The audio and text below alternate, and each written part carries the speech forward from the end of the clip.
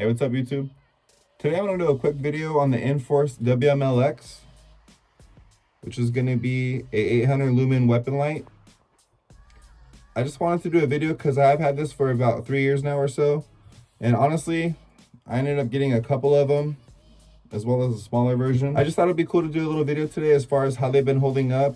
Also wanted to touch base on all the operations, how to operate it, and how the controls work. Right away, if you're looking for a solid weapon light for your AR-15, I can't recommend this enough.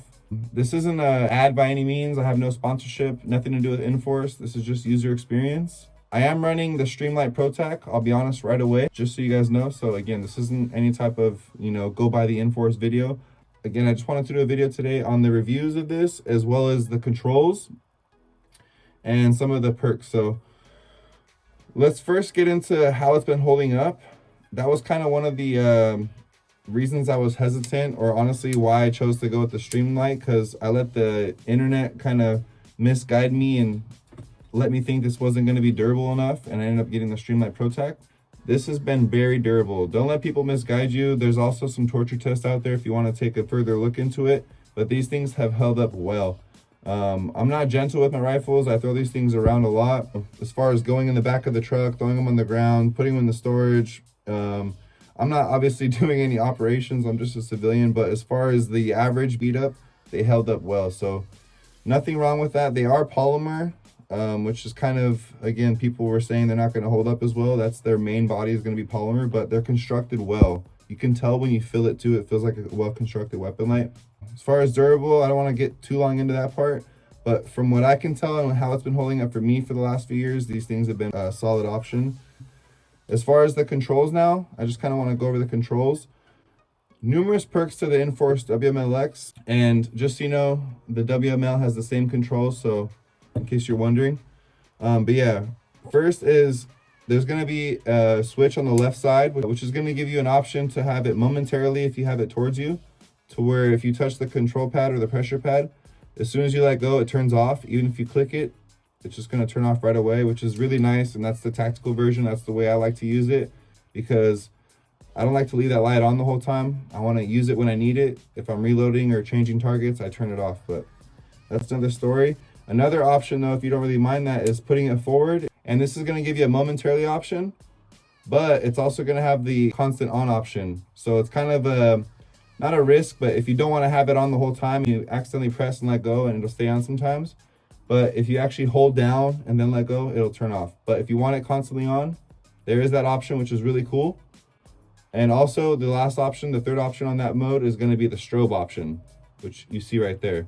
But if you want to deactivate the strobe, another part of the controls right here, just so you know, is if you press it twice and hold the button and then turn the light head itself while you're holding pressure on the button and turn it back, when you go to press the strobe now, there's no more strobe. That's how you deactivate the strobe, just so you know.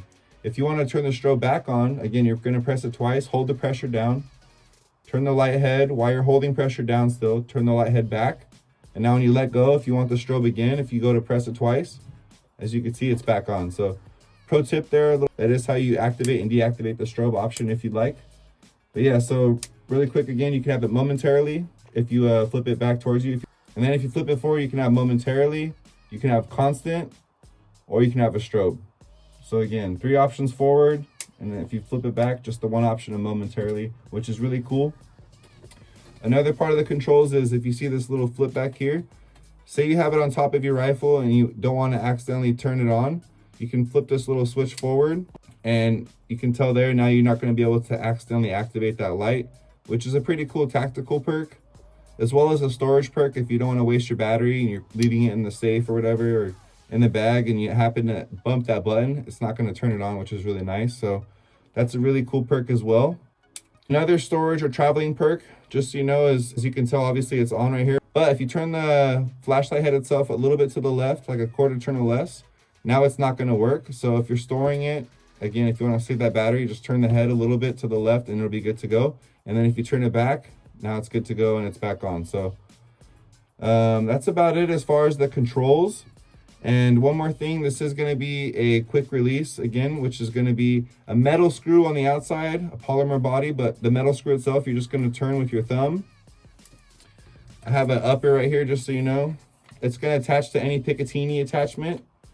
Really quick, originally when I used to run the Inforce, I used to have it on the side, but that kind of limits you as far as if you have it on the side with your support hand, yeah, you can activate it with your thumb, but if you want to activate it with your non-support hand, you kind of have to come around or, you know, go over top, have some weird stuff going on. So if you want to make it completely ambidextrous, you're going to put it on top and it just clicks onto the Picatinny attachment like that. Then you're going to screw that screw down. And now this thing is good to go. So again, now if I have it on top of the rail like so, this is how I like to run them. Now I can activate it with my support hand. And then if I want to switch to my non-dominant side, I can activate it from that side as well. So again, just makes it completely ambidextrous, which is really cool. And again, like I said, that switch, if you see there, you just switch it forward. Now I don't have to worry about my thumb accidentally activating that if I don't want to, which again is another solid perk. As you can tell, I like to run it as far forward as I can on the rail to get it as close as I can to the muzzle, just to avoid muzzle shadow. That's a whole other story, but just a quick pro tip there.